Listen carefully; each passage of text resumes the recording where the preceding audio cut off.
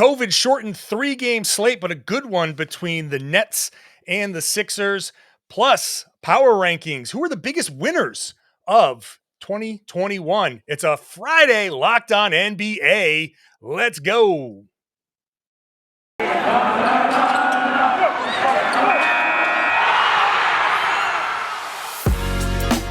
are Locked On NBA, your daily NBA podcast. Part of the Locked On Podcast Network, your team every day. Hey there, and happy Friday. Welcome back to the Locked On NBA podcast. Thank you for making Locked On NBA your first listen every day. It's free, available everywhere podcasts exist, and on YouTube, where you'll see I am John Karalis, not your usual Friday host, a hardship signing here on the Friday along with Adam Mares.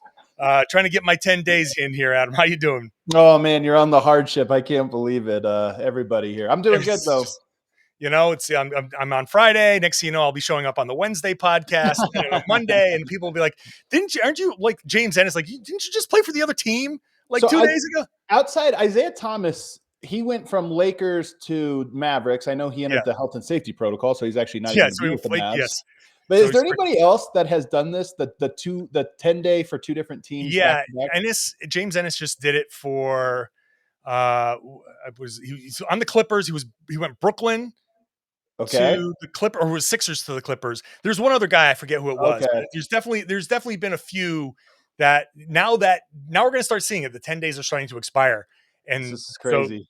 So as teams get their guys back, and as like the next set of teams gets their rolling outages, those guys are going to start showing up in these other teams. Like, you just got the playbook for one team, and then you're going to use it against. It's like revenge game within a week. Do you think anybody will play for a third team this year? We got a couple with 2. Do you think anyone will get a third one? Oh yeah, Isaiah might play for 5. Yeah, I think it's too bad that he's back and he's in health and safety, man. That sucks. But who knows? Look, there are teams out there that haven't been really impacted, so there might be like a wave of those teams that get it. So I don't know. I think there'll definitely be some guys with 3. All right, we got 3 games. 4 was supposed to be 4. Golden State and Denver was postponed due to COVID. We'll talk about that in a minute. In the second segment, we'll get into Milwaukee, Orlando, Cleveland, Washington. And in the third segment, our power rankings, which is the Friday staple, top 5 winners of 2021. But Adam, let's get into the game of the night, really. Philly and Brooklyn. This was a good one. It was on NBA TV. This was the saving grace of a very short night here. Philadelphia 110-102. A lot of people are going to be talking about Joel Embiid with a dominant performance, 34 points, 6 rebounds. But I think the game turned. I think Georges Niang and Tyrese Maxey are the stories of this game. They are, and in large part because, like you said, there's a lot of star power in this game. Kevin Durant was awesome. You expect that from him. James Harden had a very nice night, 33-point triple-double. But it is the who else was going to step up and kind of tilt it, and especially down the stretch. Tyrese Maxey, 25 points, 7 rebounds, 4 assists, including some big-time shots, especially the corner 3 that it wasn't officially what iced it, but it was one of those shots that put him in the lead for good. He's a revelation. I mean, we're late to the game, right? He's been a revelation for a while now, but he is the guy that when I look at it, we're at the point in the season where we start to talk about, are these true contenders? Are they not? Are they missing a piece? Are they this or that? I think the 76ers are missing a piece that hopefully they look to fill with whatever they do with Ben Simmons, with whatever trade they get. Right. But Maxey is a guy that through this adversity, through these circumstances, has elevated up to me to be that next guy where you think, okay, he's a guy that might win you a series, even when you're going against a Kevin Durant, a James Harden. Stars, if they can cancel each other out, Maxey might be the best other out there that tilts a big-time series in their favor. He's certainly capable of it. The 5 3-pointers that he hit in this one were a career high. And he's got, 5 of 8 from 3. The kid's got stones, man. The kid's got stones. He's out there. He's not afraid to take these shots. And it's kind of funny because I actually saw him. I went to Kentucky on a bourbon trail tour, and I'm like, let me just swing by a Wildcats game. And I saw his absolute worst game in college. It was his absolute worst game. And I'm like, it was like that, the meme, like, this is your king. Like, right. Like, that's the guy. This is the guy. Yeah. I'm like, all right, if you say so. But, there are a bunch of guys who are in college that, up and down or whatever, these Kentucky guys, they have a tendency to come out and ball out a little bit more in the NBA for some reason. and then here he is. Like they get him late in the draft, and you're right. He could be a guy that once this is all settled out, they have obviously Embiid if he can stay healthy. He tweaked an ankle in this game. Right. He can be obviously dominant. They have Niang, who's a really good role player, comes in. Look, it was 78-71 Nets in the third quarter. And I'm thinking here, like the Sixers, Embiid had a huge block on James Harden. They got a dunk on the other end. Then KD comes down, boom, boom, 2 3-pointers at 78-71. I'm like, oh, whatever. This is going to go exactly how I think how I thought it was going to go. Then Yang comes down and hits a couple of threes, and you're like, oh, whoa, wait a second. So he's a good guy to have off the bench. They need to figure out the Ben Simmons thing. And Right. this is the topic we all talk about this, right? Like Daryl Morey, the pressure is on him to do something because after a game like this, we're like, hey, we're wrapping up this year on a real high note. You've got pieces, you've got a dominant player. Can we get something? Can we do something to make this run now? See, I'm gonna disagree with you here, John, in one way, because I agree that something has to get done. But I think Daryl Morey is very patient. He's very good with these types of things. And I think he knew, I don't think he expected the season. Nobody expected the season to go the way that it has with all these 10 days and everything else. But I actually think the pressure is being alleviated a little bit in that you look around at the teams that now are looking and saying, we need a Ben Simmons. I think it is more teams now than it was, say, 3, 4, 5, 6 months ago, in large part because this is a disaster of a season. So many teams. You look at a Portland, you look at a Denver. I don't think a deal's there, but I'm just listening to a Dallas, a Minnesota, a Sacramento. You look at all these teams. Nobody's out. You look out west right now. The Houston Rockets, the only team I'm going to eliminate right now from the play-in contention. Everybody else is in play-in contention, if not playoff contention, and can easily talk themselves into, okay, that's the piece or this or that. So I actually think his patience is going to be rewarded here in the coming weeks as all of these teams look and say, we are one COVID protocols away from falling out of the playoffs, out of the play-in, and ruining our season. And I think they'll be ready to strike. It's an interesting take. I mean, we've been trying to figure out what kind of trade deadline is this going to be and who's going to step up. I thought maybe the Cavaliers in the injury to Ricky Rubio was going to accelerate that, but they're going in a different direction, which we'll talk about in the next segment. I mean, I can't dispute that. I can't dispute that they won't, their patience won't pay off. My question is it going to be patience or is it going to be stubbornness that this is going to get characterized? At some point, the story is going to be written. Ben Simmons will be traded. And at the end of it, we'll be able to say for sure, this was patience that paid off or stubbornness that cost them. And I'm leaning towards stubbornness right now. You're leaning towards patience. So, but regardless, that's the piece. And right now, Philly sits in the 6th seed, still capable of making a run after everything that they've been through. So, can we talk about the best part of this game? Yeah, sure. The end of this game, it ends with Joel Embiid trash talking Kevin Durant. And by the way, he grabs an offensive rebound, he puts it out, he puts a little flex on there. You could tell Kevin Durant didn't like it. He comes up and says something to him at the foul line, right? Yep. The game closes out. By that point, it was just, a couple seconds left. Game closes out. Joel Embiid starts mouthing to Kevin Durant and the rest of the Brooklyn Nets, get off the court. This is in Brooklyn, by the way. And he starts the trash talk. And look, I think KD appreciates it. Like, KD's a trash talker himself. I think he appreciated it, but wanted to send the message of, like, we are going to remember this. Yeah. And I'll say, Nets 76ers rivalry brewing, you could sell me on it right now. I think there might be one brewing. Hey, look, I think Sixers needle enough people where there's like anybody at the top, there's a rivalry. I like KD going off the court. Like, Embiid's doing that like wave off thing and KD's like giving the clap, like big thumbs up, like thank you. That's a nice moment. Hey, there's a little bit of fun in there. Trash talkers, two elite NBA players. If they meet in the playoffs, that will be interesting because there's no matchup to cover Embiid on the Nets, and there's no one to really cover both the and depending if Kyrie comes back, all 3 stars. Right. So it's going to be an interesting, like, irresistible force kind of immovable object type of matchup. KD, by the way, his first game back from, several games off, 33 points, 6 rebounds, 4 assists, 13 to 24 shooting. Just didn't skip a beat. That time off had no impact on his performance. You think like some of these guys, honestly, they head into health and safety. They're asymptomatic. They're probably like, all right, let me get a few days off. It's probably for a guy like KD, chill out, relax. As long as he's not like that doesn't have his breathing affected, then right. Take a couple weeks. Sure. All right. Why don't we talk about the Denver Nuggets and the Golden State Warriors to kick off the next segment? Because Draymond Green was not happy about this. So we'll save that for the top of the next segment. Let's talk about PrizePicks. PrizePicks is a different way to do daily fantasy, right? If you're a fan of daily fantasy, this is not going to be you against other people. This is you against the numbers on PrizePicks. So they have the best NBA daily fantasy prop game on the market. They offer NBA props more than any other DFS prop operator.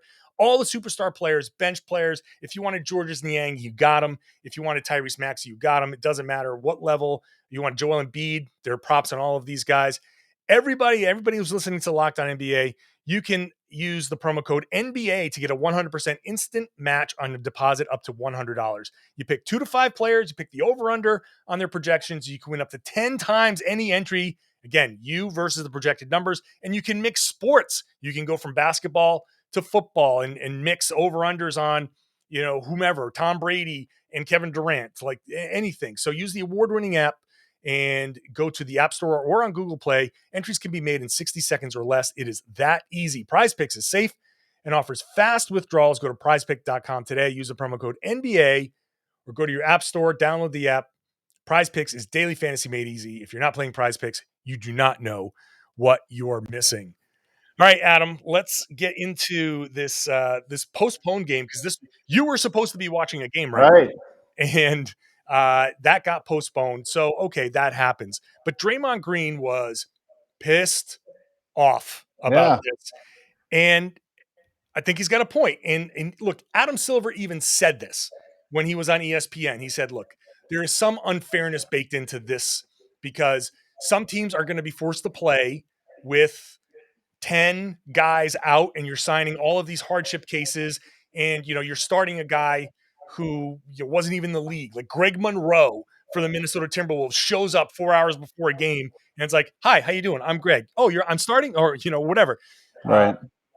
But to Draymond's point, he's like, look, we're going to be facing these guys again. Are we going to be at full strength? Are they going to be at full strength? Right. We had to face them without being at full strength. Now, do they get to face us at full strength? This affects seeding. This affects all that stuff. I think Draymond's got a point. So I'm going to read his tweet here. He says, how do you continue to cancel games when you've implemented rules to prevent this from happening? Is that not a competitive advantage for other teams? The guys we didn't have due to the protocol list played no role in Tuesday's loss. Pick a side, but don't straddle the fence. I'm with you that he has a point because, look, here's the thing is the NBA, my first thought is the NBA has they're in a corner. There's no good options. We all know this. This is the world we live in at the moment. It's just there are no good options. They're trying to figure out a way through this.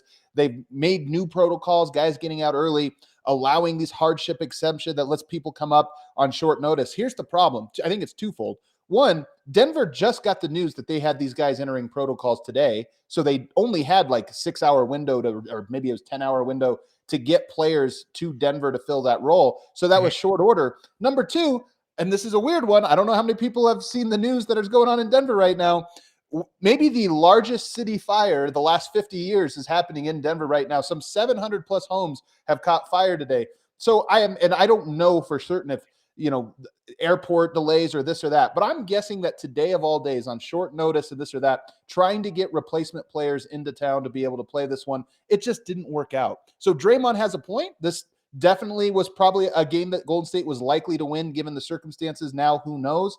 But at the same time, I don't think there's anything nefarious about this. It's just broke poorly for the Warriors. Right. No, of course. I mean, on top of that, like you've got the weather circumstances that cause that fire, which is 60 and 70 and 80 mile an hour winds, which pretty hard to land a plane in that. So, you can go knocking around on the high school and the colleges around town and say, hey, anybody, in shape?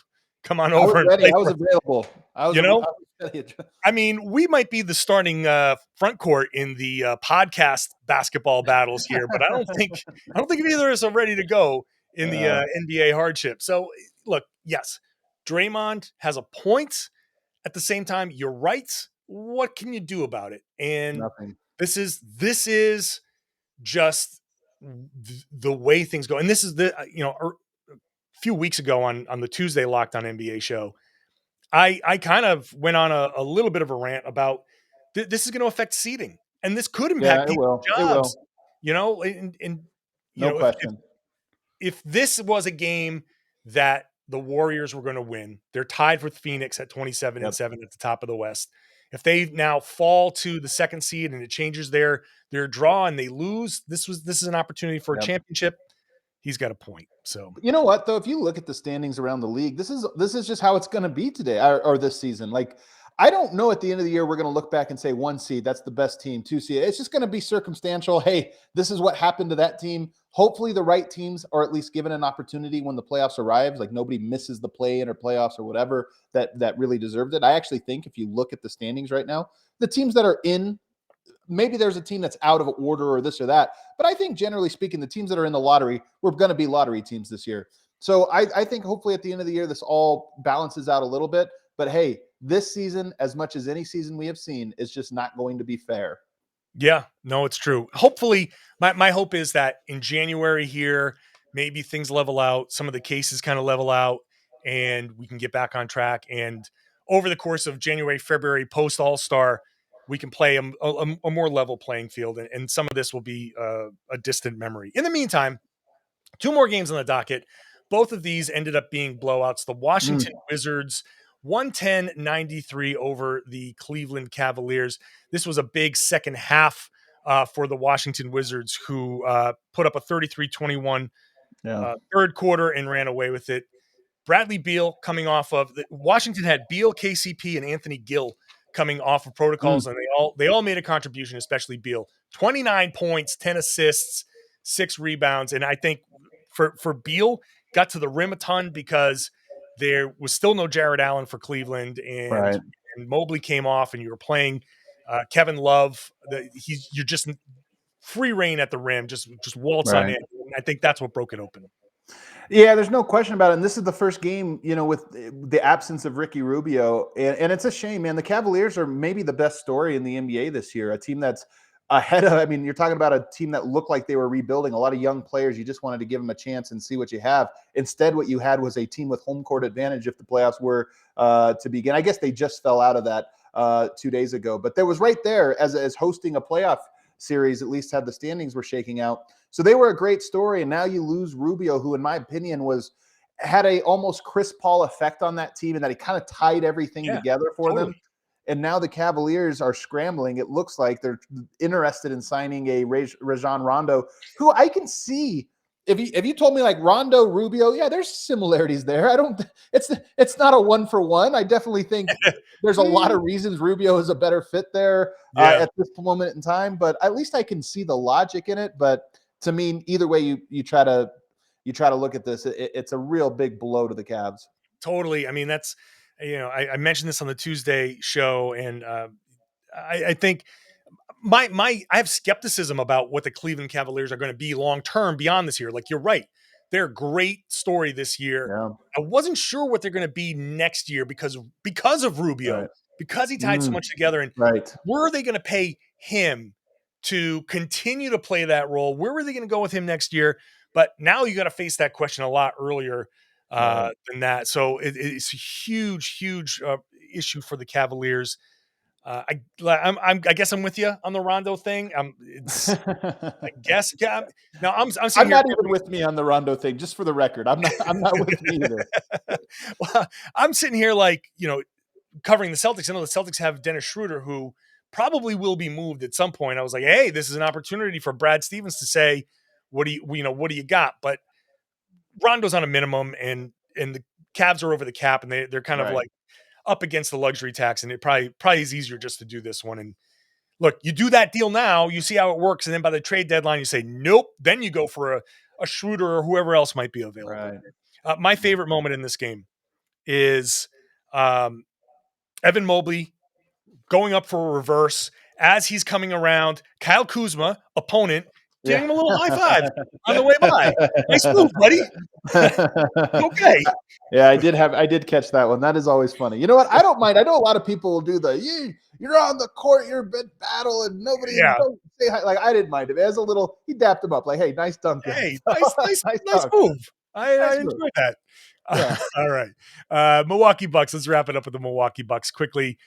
Sweeping their 2-game set in Orlando, 136-118. Not much going on here. This is basically Giannis 33 and 12. Chris Middleton puts up 22. Drew Holiday puts up 25. Too much for the Orlando Magic, who lead the NBA with 500 plus minutes played by these hardship contracts. 500 minutes played. That's incredible how decimated they've been. They had 12 guys out coming into this game. Completely decimated. I will say they are one of those teams where, all of their players are essentially prospects. So, this is one of those, maybe they get another extra look at the prospects here. I think Franz Wagner is a player. I don't know how much you've watched him. I think he's a player, man. Yeah. He has some surprising, like, off the dribble moves. He had a nice little corner step back in this game.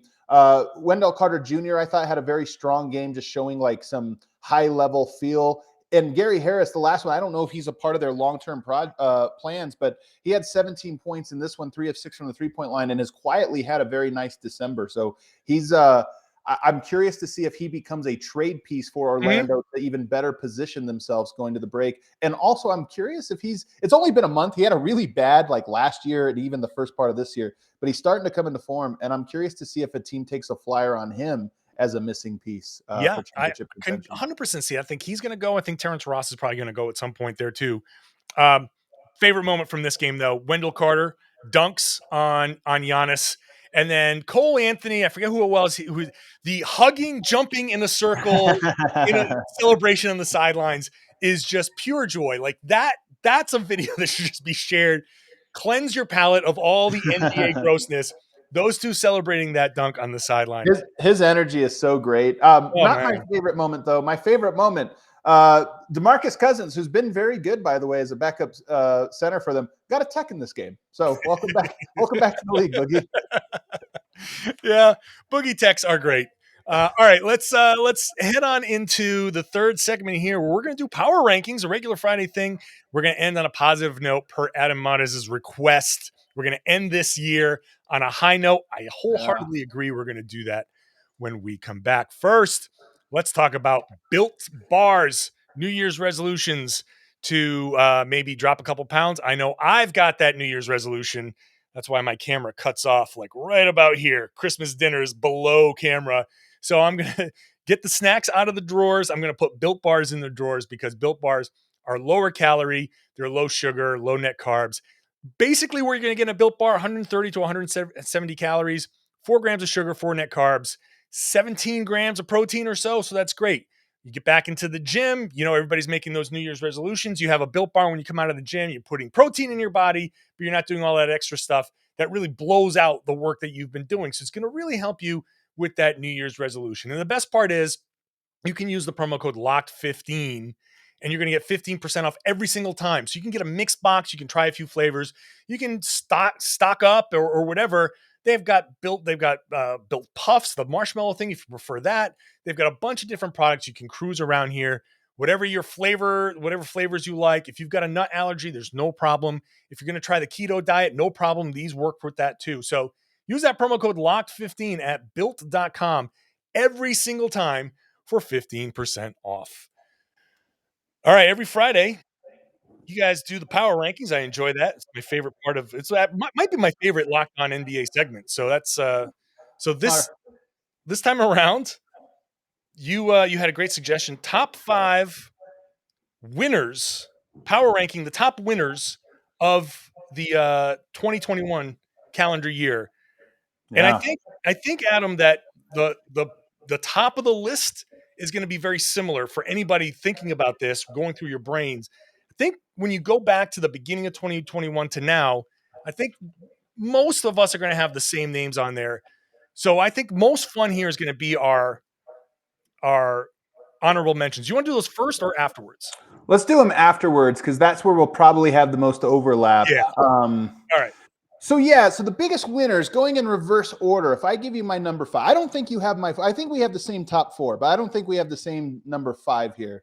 My number 5 biggest winner of 2021, Arturas Karnisovas in his first year with the Chicago Bulls. Let's take a look at the standings real quick, John. Oh my goodness, the Chicago Bulls are a half game out of first place in the Eastern Conference. Oh my God, one of the best records. He makes the move for Lonzo Ball. He makes the move for Vucevic. He makes the move for Caruso. He makes the move for DeMar DeRozan. All of those fantastic moves, every single one of them. That is a team that looked like it was headed nowhere. I'm always impressed when teams rebuild on the fly, and I think the Chicago Bulls have. They have a team that's good now, maybe better than we're giving them credit for right now. I don't know. But they're also set up to be flexible going forward where I'm like, hey, that'll be interesting. Arturas, in his first full season, did it better than anybody could have expected in very short order. I have to admit, that's a great one out of the box because I don't have him on my list, but that's a great one. I think he could be, this could be something that gets him executive of the year. And especially when you come into the season and there are plenty of us, hand up. I was one of them that was like, I don't know about these Chicago moves. DeMar DeRozan, like everybody was. Yeah. And then, hey, it worked out. Like, so here's the thing, they fit together. I don't think this is like, sometimes a team will have a good 30-game stretch and it's like, hey, so-and-so is just on fire and they cut I think the pieces actually fit. I think they have one of the best, if not the best, defensive backcourts in the NBA between Caruso and Lonzo and the way they work together. I love it. That's a team that I didn't see. I'm with you. I didn't see it, but now that it's put together, I'm like, that was really smart. Yeah. Nice mix of defense and offense, nice mix of ball movement and ISO, nice mix of 3-point shooting and mid-range. It's like, the stuff that I thought wasn't going to work together actually becomes very complementary. So yeah, good job there. My number 4 winner of 2021, Kevin Durant.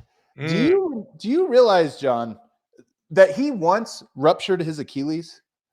I've heard that should have been in the news. A lot of people don't know that. If you just watched this year, during 2021, you probably had no idea since he is currently averaging 29.7 points per game, shooting 52% from the field, 38% from the 3-point line. The guy honestly is playing the best basketball of his career. And I was worried. I know a lot of people I thought he was going to be good. I thought he was going to be a top 10, probably top 5 player. But you could easily make the case that he's the best player in the NBA. And the fact that he was able to bounce back that quickly, that makes him a winner for me. I actually have him second on my power rankings here because I took into account the end of last season when he was really making up for them being shorthanded, and then turning around and going into the Olympics and really becoming the lead guy, that he just continued his same role on a team of megastars, and he just rose to that occasion and led the USA to a gold. Like, this wasn't just a roll of ball. He led the USA to a hard-earned gold medal. And then he comes in and he's in the MVP conversation. Could be the front runner, certainly in the top 3. I think he will remain in that conversation all year, and I would not be surprised if he won. He's not the pick I would make right now, but I would not at all be surprised if he won it this year. That's how good he's been. Yeah. He's gonna get plenty of votes. It's gonna be an interesting race. So I just figure I just had him. That all just led to just rose to second on my list. There you go. Number 3 for me, the MVP. As always on you mentioned this. I'm glad you pick up on it. Jokic, always in the top 5 in power. Doesn't matter. Doesn't matter what the top 5 chocolate bars, something that Jokic's favorite, Central European chocolate bar or something. I can't help it. He just, I don't set it because of him. He just happens to be top 5 at everything, but he's top 5 in 2021. Happens to me. I mean, honestly though, John, this was the year, he's been rising in popularity. I mean, he has been a lightning rod, very polarizing in how people evaluate him. I feel like this was the year he sort of unanimously became this top 5 player. Everybody understands that, hey, that's actually a special dude, not just a good one, but he's a little bit different. And by the way, this is also the year he got swept in the playoffs last year by a very good Phoenix Suns team. And that kind of became the story, like the button on his season. To me, the button on his season was he went into Portland and beat an in his prime Damian Lillard with a fully healthy roster, despite having Facundo Campazzo and Austin Rivers as his starting backcourt. Say that again. Facundo Campazzo, Austin Rivers, starting backcourt in a playoff series that they won against an in his prime Hall of Fame caliber Damian Lillard. So to me, he had a hell of a year and continues to have a great year. I had him fourth, but my 3-4. So I know I put these together. I knew my number 1, I knew my number 2, I knew my number 5, and then 3-4 were basically tied. My 3-4 were Chris Paul and Jokic, and I just kind of felt they were basically even. Only because Jokic just didn't win. He, so I had to do tiebreakers. Like, I don't want to put a knock on him. I know why he didn't win, but what really makes him a winner, I think, is this season, that he came into the season and is right back in that conversation. And the Denver defense is better with him on the floor. Like that is to me a real nice thing to see. Give him credit for his impact on that side of the ball. So yeah. Well, you mentioned number 2, who I think 1-2 is actually, for me, it feels pretty clear. I would argue for both of these. Number 2 is Chris Paul. I mean, rewind to about 18 months ago. Chris Paul has this big contract. They get rid of him in Houston as if he was the problem. Like, okay, well, let's get rid of him and try something else. It was Westbrook. I mean, how funny is it that at one point in time you traded Chris Paul for Russell Westbrook, saying that was an even deal? Then you go to Oklahoma City. So in this last, basically year and a half, goes to Oklahoma City, makes them a very respectable team despite not having that much talent, and then goes to Phoenix and takes them all the way to the NBA Finals. Now, all of a sudden, he goes from, is that contract tradable? Does anybody want to take a risk on that? To 29 teams in the NBA would trade for Chris Paul at this very moment, no matter what the cost was. He is completely, I think, his legacy was secure in terms of where does he belong, this or that. But I think this year in many ways has been the most important for people seeing just how good he can be on the right team. Yeah. I think also we didn't take into account just how hurt he was when you're putting him in that conversation, right? So everybody was talking about him like he was washed, and what really was he was hurt. Right. And once he got healthy, then things started to snap back into place. You go, oh, right. He's awesome. So yeah, I think Chris Paul, for what he's done, and not only that, but like the way he's impacted Devin Booker, the way he's impacted DeAndre Ayton, the way that he's gotten these guys who were kind of not, something was just a tiny smidge off, and he kind of like snaps it into place, and now they all understand what they're supposed to do. That level of professionalism, it's been huge. I mean, people ask questions about this Phoenix Suns roster, and like Chris Paul makes it so like, Phoenix is legit a title contender, and it's entirely because, not entirely, but mostly because Chris Paul is. Yeah.